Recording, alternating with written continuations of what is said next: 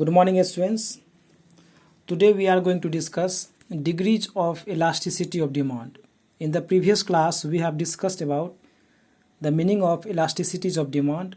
Now today we will see the degrees of elasticities of demand. Now when price of different commodities change, the quantity demanded of each commodity reacts in a different manner. Now this is true.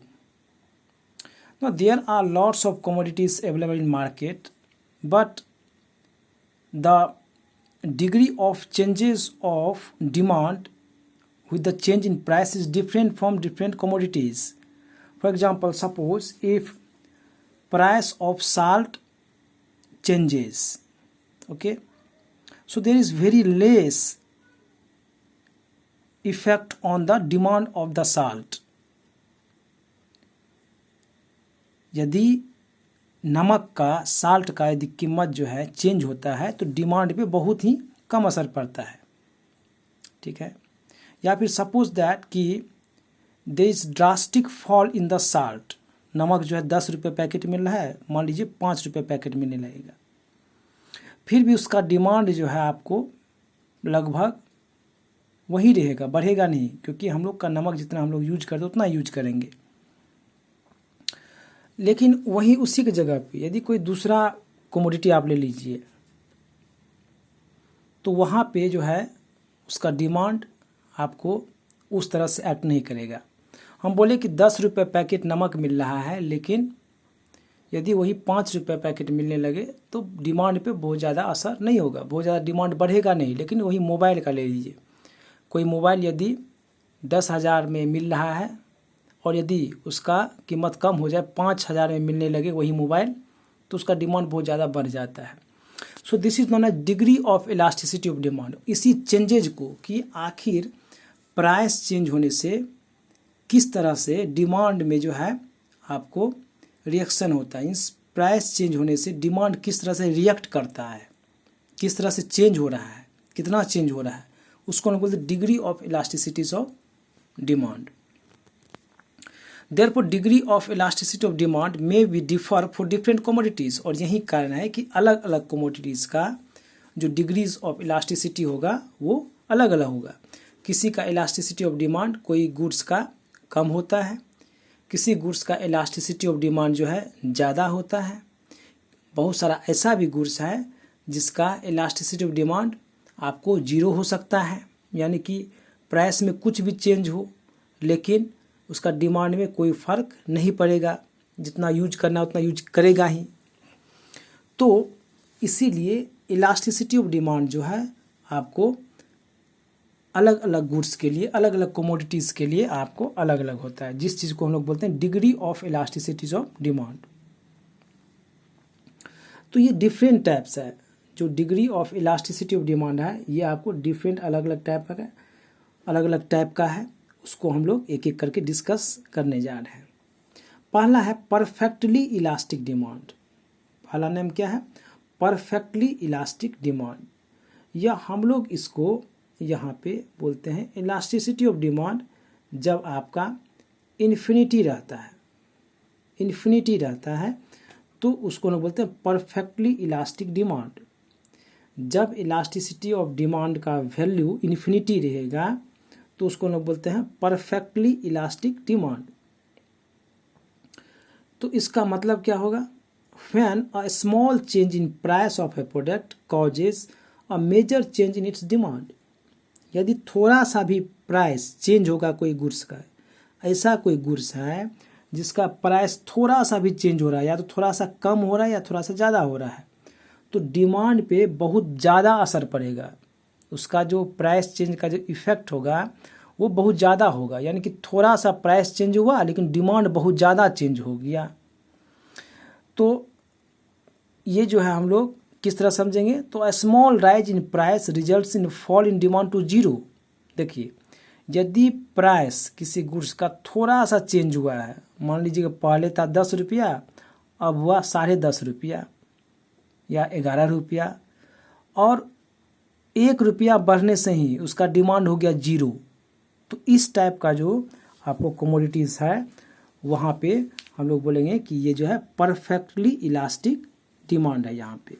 वही नहीं, while a small fall in price causes increase in demand to infinity, यदि थोड़ा सा भी price fall किया, 10 रुपया पहले था तो 9 रुपया हो गया, तो इसका जो डिमांड है वो इन्फिनिटी में चला जाएगा, अनंत में चला जाएगा। ठीक है, तो ये प्रैक्टिकली जो है ये आपको ऐसा एग्जाम्पल्स आपको नहीं के बराबर मिलेगा परफेक्टली इलास्टिक डिमांड का। लेकिन चूंकि हम लोग इलास्टिसिटी ऑफ डिमांड पढ़ रहे हैं और इकोनॉमिक्स पढ़ रहे हैं, तो आपको ये कॉन्सेप्ट जानना जरूरी है कि यदि ऐसा होगा, यदि ऐसा कमोडिटीज होगा तो उसको हम लोग बोलेंगे परफेक्टली इलास्टिक डिमांड। चलिए इसका हम लोग कर्व देखते हैं। ये है परफेक्टली इलास्टिक डिमांड, ये जो डिमांड कर्व है ये है आपको परफेक्टली इलास्टिक, ये आपको पैरेलल टू एक्स एक्सिस रहेगा। आपको ये दिमाग में याद रखना है कि जो परफेक्टली इलास्टिक डिमांड होगा, यानी कि जिसका इलास्टिसिटी ऑफ डिमांड का वैल्यू इन्फिनिटी होगा, तो उसको हम लोग बोलते हैं परफेक्टली इलास्टिक डिमांड। और उसका जो डायग्राम होगा डिमांड कर्व का वो होगा आपको हॉरिजेंटल होगा and that is parallel to X axis. ठीक है,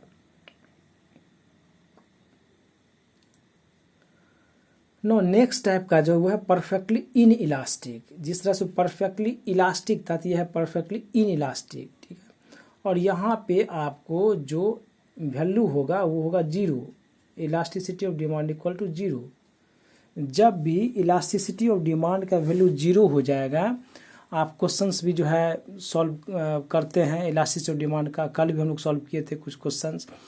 तो जब भी इलास्टिसिटी ऑफ डिमांड का वैल्यू 0 होगा तो आपको समझना है कि ये परफेक्टली इन इलास्टिक डिमांड है।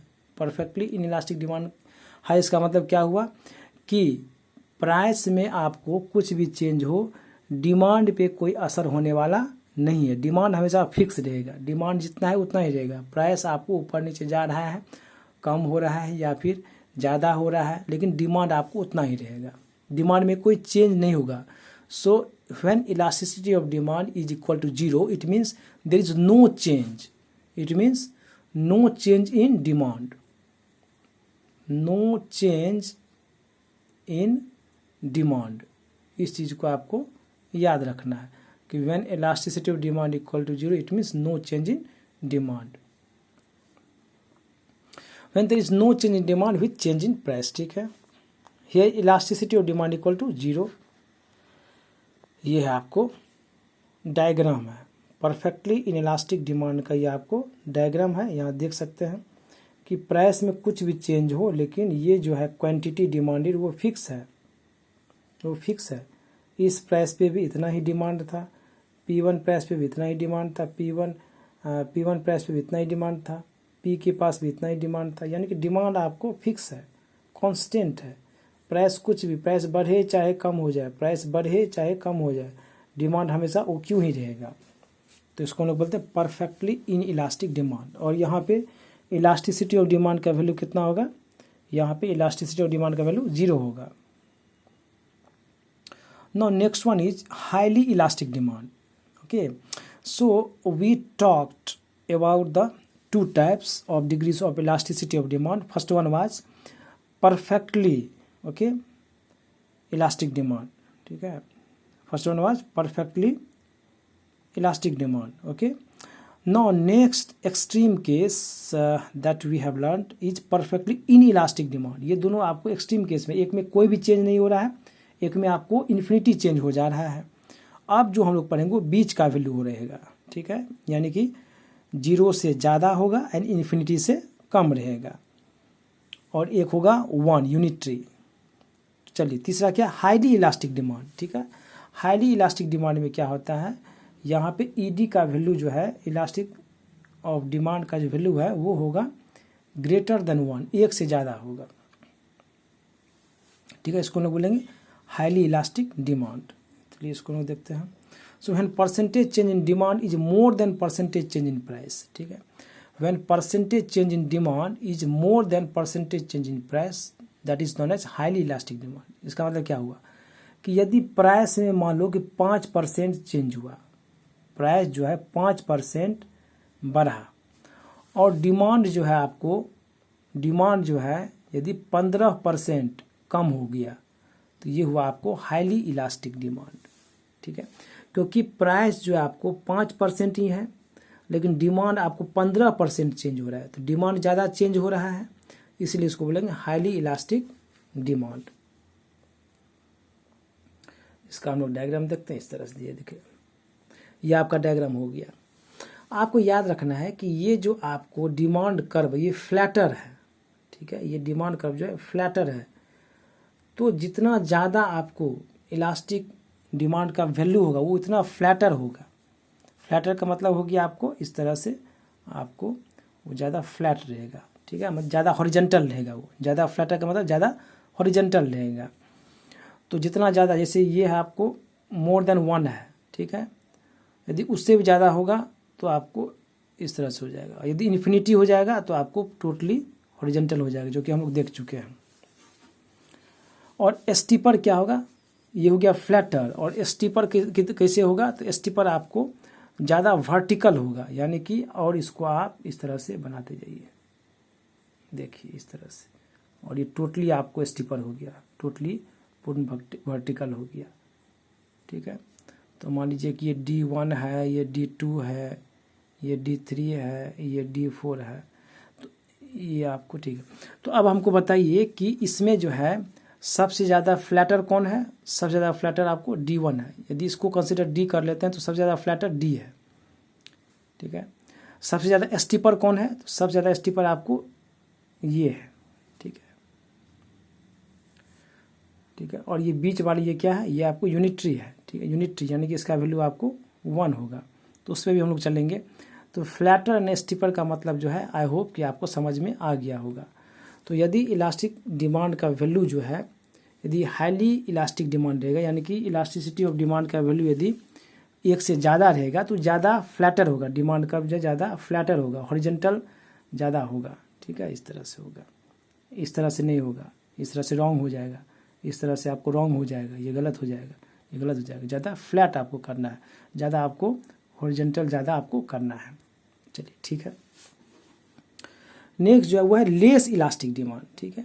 तो यहाँ पे जो इलास्टिक ऑफ डिमांड जो है उसका वैल्यू आपको लेस देन 1 होगा, ठीक है। हाईली इलास्टिक डिमांड में हम लोग देखें कि इलास्टिक डिमांड का जो वैल्यू है वो आपको क्या था, 1 से ज़्यादा था। और लेस इलास्टिक डिमांड में हम लोग क्या देख रहे हैं, यहाँ पे आपको वैल्यू जो है इलास्टिक ऑफ डिमांड का जो वैल्यू है वो आपको लेस देन 1 है।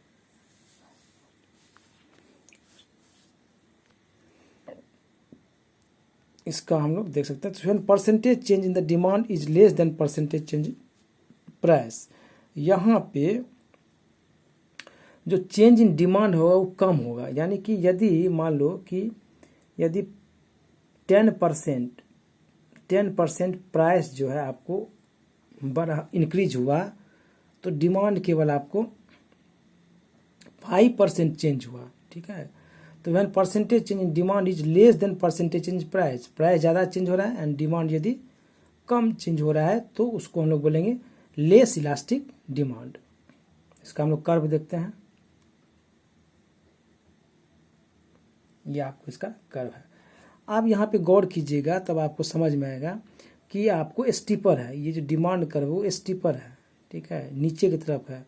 पहले आपको ज़्यादा इस तरह से फ्लैटर था, ज़्यादा हॉरिजॉन्टल था, अब ये नीचे आ गया है, स्टीपर हो गया है। क्यों, क्योंकि ये जो है आपको 1 से कम है। और हाईली इलास्टिक डिमांड में क्या था, हाईली इलास्टिक डिमांड में आपको इलास्टिसिटी ऑफ डिमांड का वैल्यू आपको 1 से ज़्यादा था, ज़्यादा फ्लैटर था। ये चूँकि कम है तो ये आपको क्या है, लेस फ्लैटर, यानी कि ज़्यादा स्टीपर है। यहाँ पे क्या हो रहा है, यहाँ पे आपको प्राइस ज़्यादा चेंज हो रहा है एंड क्वांटिटी आपको कम चेंज हो रहा है। No next one and last one, ये आपको लास्ट टाइप है, ये यूनिटरी इलास्टिक डिमांड। यहाँ पे जो आपको इलास्टिक डिमांड होगा, जो इलास्टिसिटी ऑफ डिमांड होगा, जो इलास्टिसिटी ऑफ डिमांड होगा उसका वैल्यू आपको 1 के बराबर होगा, 1 होगा, यूनिटरी होगा, ठीक है। तो इसके बारे में हम लोग देखते हैं कि when percentage change in the quantity demanded is equal to percentage change in price. तो जितना प्राइस चेंज हो रहा है, जितना परसेंट आपको, जितना आपको प्राइस, जितना परसेंट प्राइस चेंज हो रहा है, यदि उतना ही परसेंट आपको डिमांड भी चेंज हो रहा है तो उसको हम लोग बोलेंगे यूनिटरी इलास्टिक डिमांड। जैसे यानी कि 5% यदि 5% प्राइस आपको इंक्रीज हो रहा है और डिमांड जो है वो 5% कम हो जा रहा है तो इसको हम लोग बोलेंगे यूनिटरी इलास्टिक डिमांड। और यहाँ पे जो आपको ईडी का वैल्यू होगा वो कितना होगा, वो होगा 1। ठीक है, यहाँ पे आपको दो चीज़ याद रखना है कि यहाँ पे ईडी का वैल्यू यानी कि इलास्टिसिटी ऑफ डिमांड का वैल्यू 1 होगा एंड जितना प्राइस में चेंजेज हो रहा है उतना ही आपको डिमांड में भी चेंज हो रहा है। ठीक है, ये आपको यूनिटरी इलास्टिक डिमांड का ये कर्व है। ये कर्व जो है आपको इस तरह से दिया हुआ है और ये कर्व जो है आपको ये स्ट्रेट लाइन भी हो सकता है, इस तरह से भी आप कर्व बना सकते हैं। ठीक है, दोनों तरह से कर्व बन सकता है। यहाँ पे जितना आपको प्राइस में चेंज हो रहा है उतना ही क्वांटिटी में चेंज हो रहा है, दोनों इक्वल चेंज हो रहा है। इस चीज़ को आपको याद रखना है। तो हम लोग यहाँ पे ये हम लोग सभी इलास्टिसिटी ऑफ डिमांड को हम लोग देखिए सभी टाइप्स को। यहाँ पे आप देख सकते हैं कि ये जो आपको ये डिमांड का जो इलास्टिसिटी ऑफ डिमांड यहाँ पे इन्फिनिटी है। ठीक है, तो यहाँ पे ये हो गया परफेक्टली इलास्टिक डिमांड हो गया। यहाँ पे देखिए ये थोड़ा सा कम फ्लैटर है और ये जो आपको एक से ज़्यादा इसका वैल्यू है इलास्टिसिटी ऑफ डिमांड का वैल्यू, तो ये हो गया आपको हाईली इलास्टिक डिमांड। यहाँ पे इलास्टिसिटी ऑफ डिमांड का वैल्यू 1 है तो ये हो गया unitary elasticity of demand, unitary elastic demand. यहाँ पे इलास्टिसिटी ऑफ डिमांड का वैल्यू 1 से कम है तो ये हो गया लेस इलास्टिक डिमांड। और यहाँ पे ईडी का वैल्यू आपको क्या है 0 है तो ये क्या हो गया, ये हो गया perfectly inelastic demand. So this is all about the elasticities of demand, degrees of elasticity of demand, and you will do the practice of these diagrams। आप इसको डायग्राम्स को देखेंगे, प्रैक्टिस करेंगे, क्योंकि एग्जाम्स में आपको ये डायग्राम दे देगा और पूछेगा कि ये डायग्राम जो है ये जो डिमांड कर्व है ये आपको किस टाइप का आपको डिग्रीज को शो करता है, परफेक्टली या फिर perfectly elastic, perfectly in elastic, unitary. ठीक है, ये सब आपको ऑप्शन दे देगा, आपको सही ऑप्शन चुनना रहेगा। सो this is all about today's class. Thank you.